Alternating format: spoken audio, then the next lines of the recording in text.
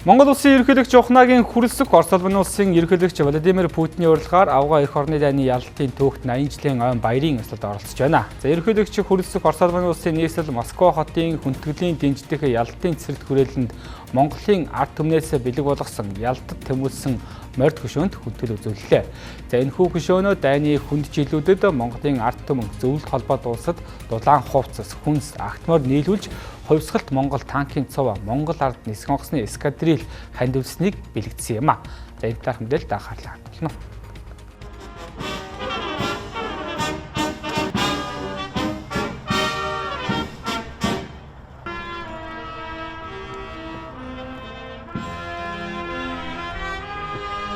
Хөшөөний хананд Монголын ард түмэн агуу эх орны дайны эхний өдрөөс зөвлөлтийн ард түмний үнэнч холбоотон байж танкын цуваа, нисэх онгоцны эскадрил, хагас сая агтморд, бусад бэлгийн цувааг илгээн их ялалтанд хувь нэмрээ оруулсан билээ хэмээн Монгол Орос хэлээр сэлжээ.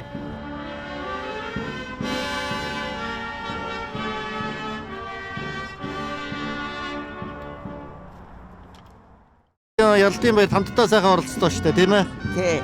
Хоёр эмээд одоо баяр хүргэе. Тий. Залуу насны сайхан дурсамжнууд санагдаж байна уу? Мэдэж байна.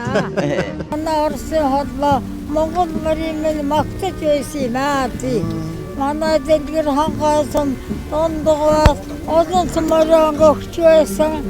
Тэгээд би хараа 43 онд хэмжээт авч бас үлдээд хэдэн сумаар хэдэн Оростой явж бас Монгол мараа нүдэрүүдээ мохосоо зэрэгтэй амжилт магтаж байна гэж бас дахин агтмарыг авч явсан юм аа. Зөвлөл болоод улсын баатар армийн генерал Плеев гэж хүний нэг сайхан хэлсэн үг байна лээ.